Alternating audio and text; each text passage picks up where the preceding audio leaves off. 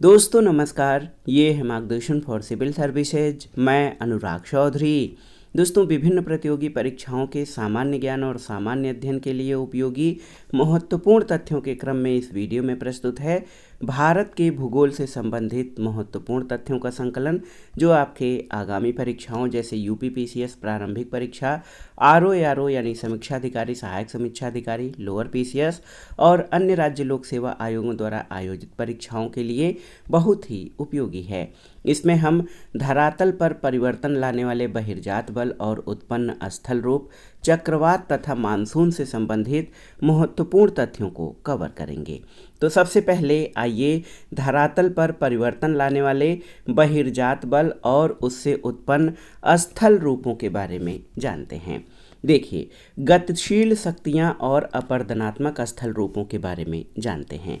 सबसे पहले हम जानेंगे बहता हुआ जल या नदियों के द्वारा निर्मित स्थल रूपों के बारे में।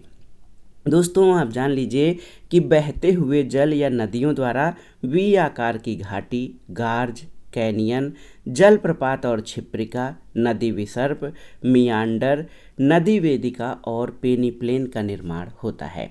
तो ये आप जान लीजिए बहते हुए जल या नदियों द्वारा निर्मित आकृतियां हैं।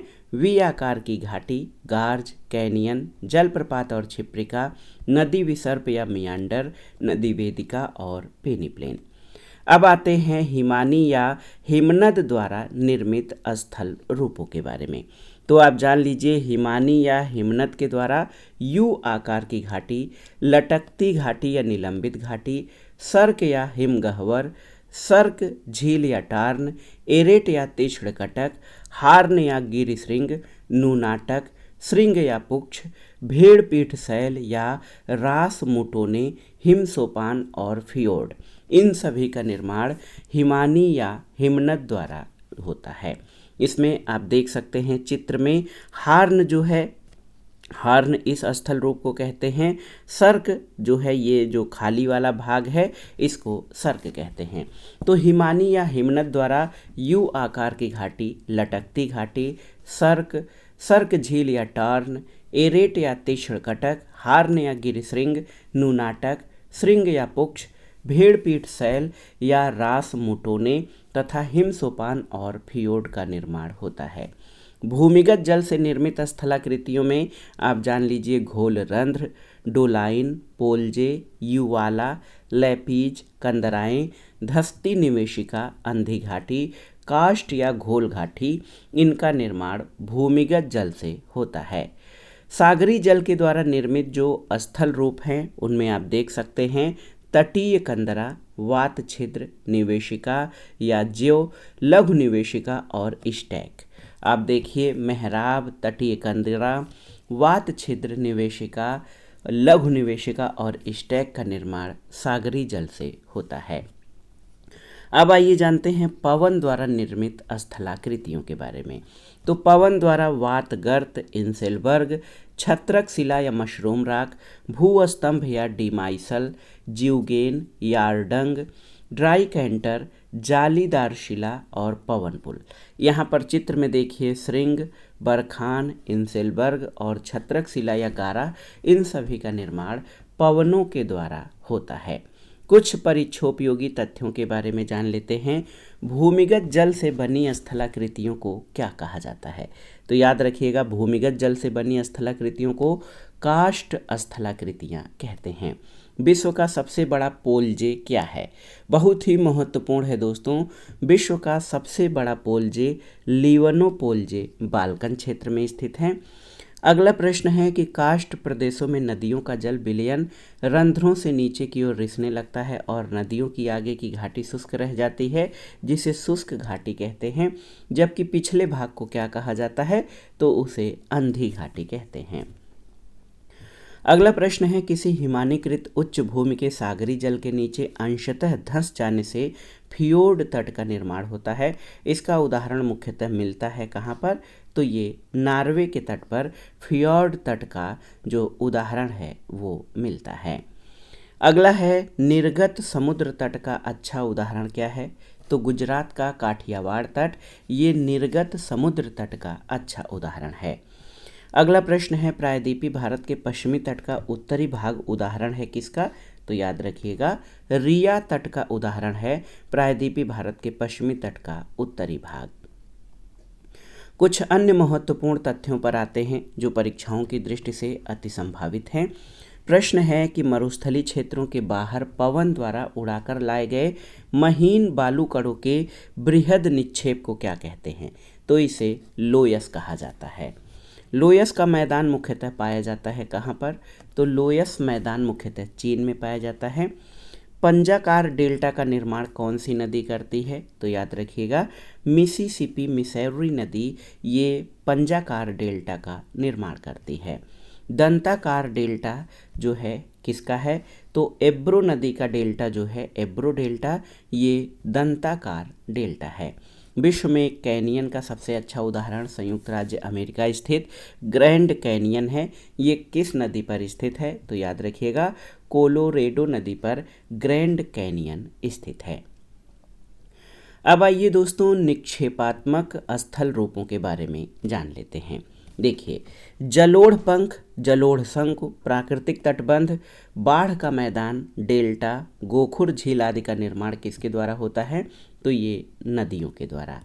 हिमोड़ या मोरेन, ड्रमलिन, एस्कर, केम, केम वेदिका, केटेल और हम्मक आदि का निर्माण किससे होता है? तो हिमानी के द्वारा।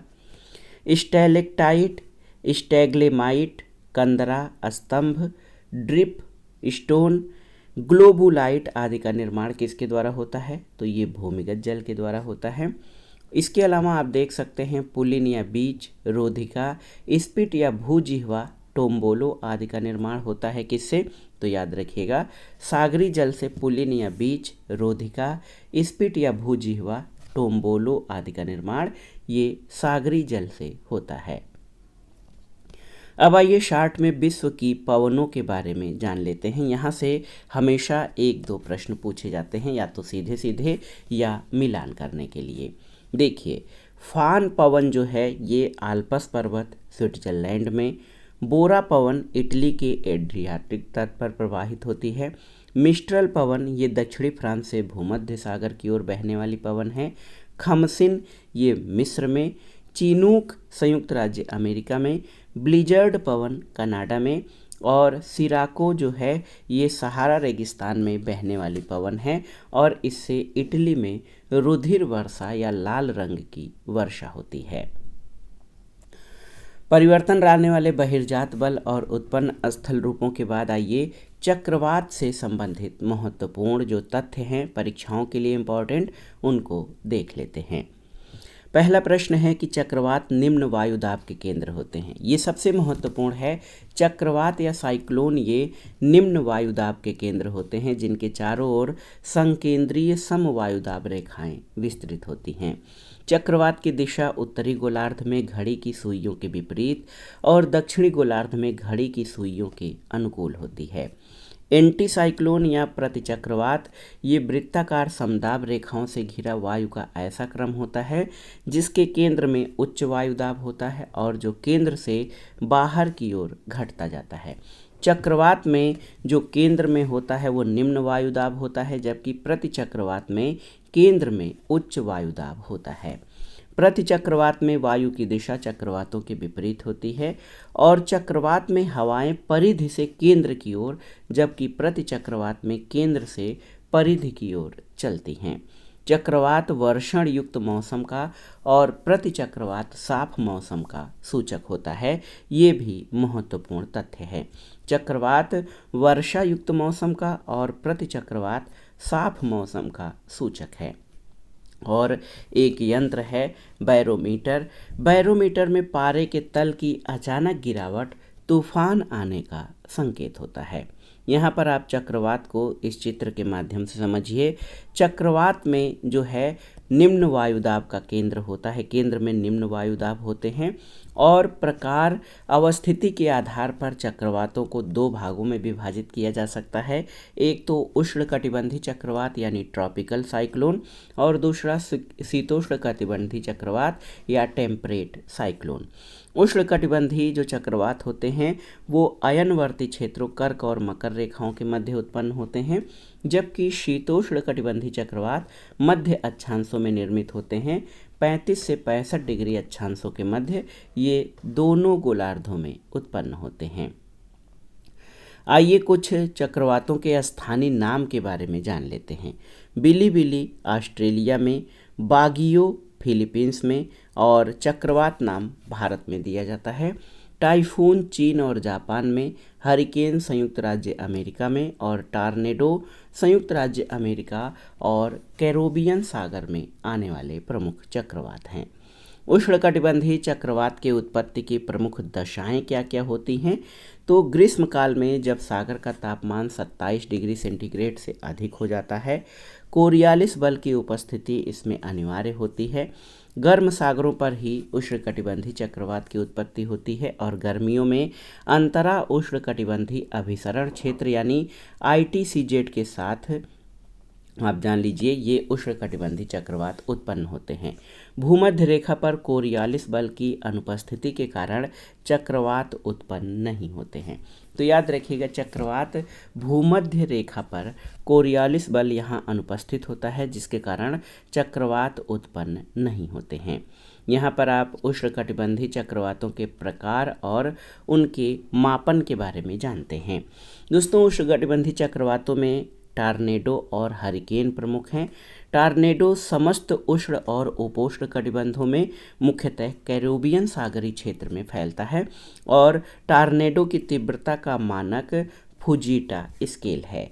हरिकेन मुख्य रूप से उत्तरी अमेरिका, टेक्सास, फ्लोरिडा, मैक्सिको और वेस्ट इंडीज में और इसके क्षति का मापन साफिर सिम्पसन स्केल से किया जाता है।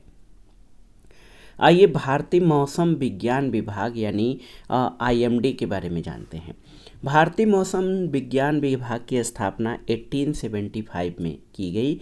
इसका मुख्यालय नई दिल्ली में है और सबसे महत्वपूर्ण तथ्य ये जान लीजिए कि भारतीय मौसम विज्ञान विभाग ये पृथ्वी विज्ञान मंत्रालय के अधीन कार्यरत है।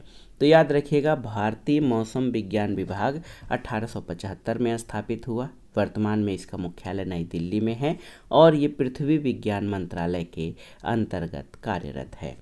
विश्व मौसम विज्ञान संगठन यानी WMO के बारे में जानते हैं। इसकी स्थापना 23 मार्च 1950 को की गई।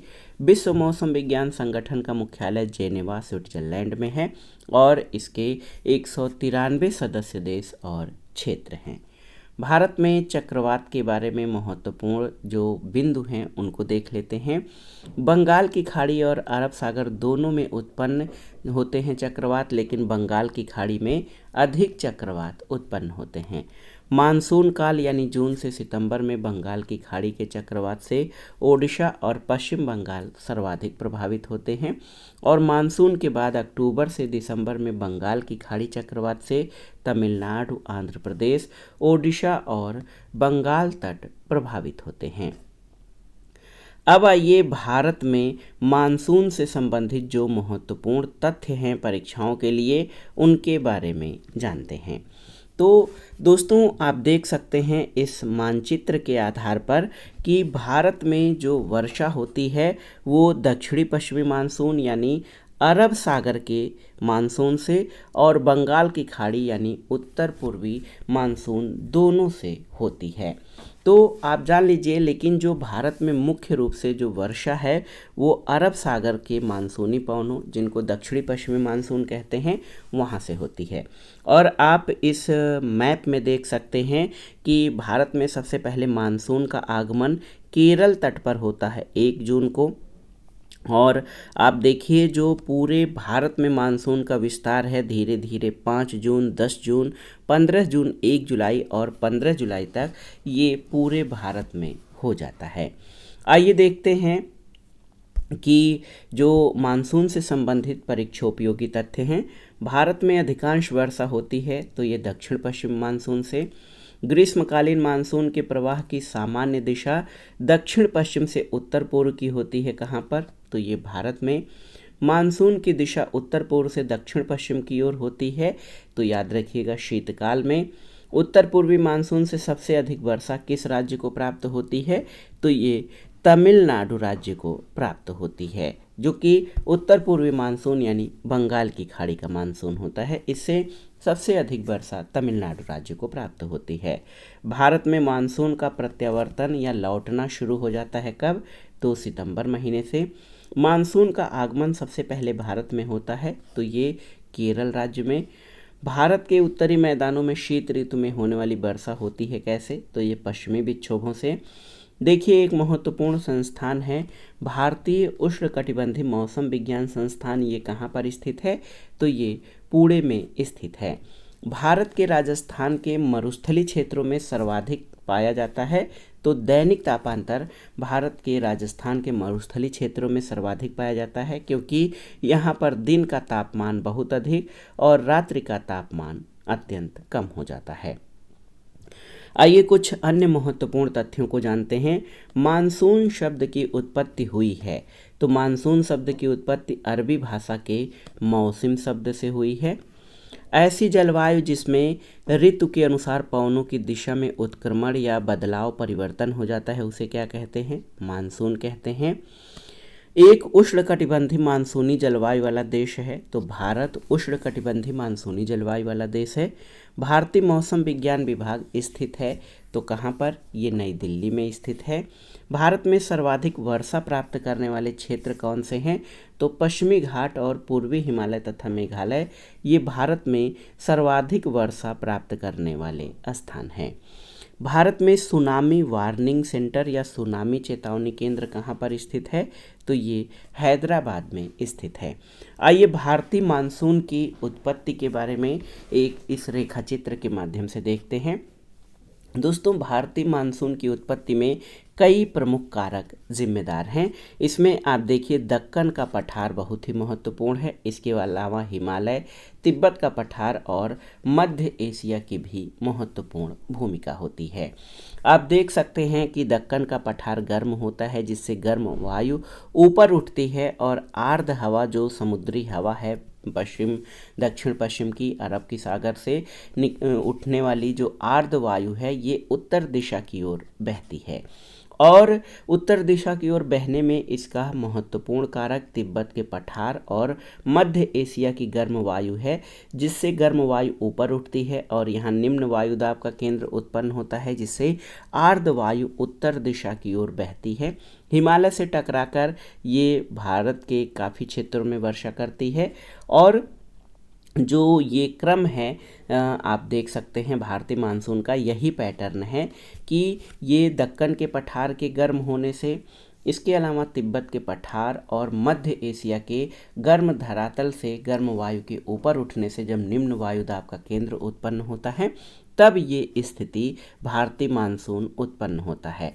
सितंबर माह में भारतीय मानसून का प्रत्यावर्तन या लौटने का काल होता है, तब ये मानसून लौट जाता है। तो दोस्तों, ये था आज का वीडियो। विभिन्न प्रतियोगी परीक्षाओं के सामान्य ज्ञान और सामान्य अध्ययन के लिए उपयोगी भारत के भूगोल से संबंधित महत्वपूर्ण तथ्य। इसमें हमने धरातल पर परिवर्तन लाने वाले बहिर्जात बल और उनसे उत्पन्न स्थल रूप चक्रवात तथा भारत में मानसून, इसके पैटर्न तथा इससे संबंधित महत्वपूर्ण तथ्यों को हमने कवर किया है। ये प्रश्न आपके आगामी परीक्षाओं के लिए बहुत ही उपयोगी हैं। आप इनको तैयार कर लीजिए। वीडियो आपको कैसा लगा हमें कमेंट बॉक्स में ज़रूर बताइएगा। वीडियो को लाइक करें, शेयर करें और इस चैनल मार्गदर्शन फॉर सिविल सर्विसेज को सब्सक्राइब करें। वीडियो देखने के लिए धन्यवाद दोस्तों। नमस्कार।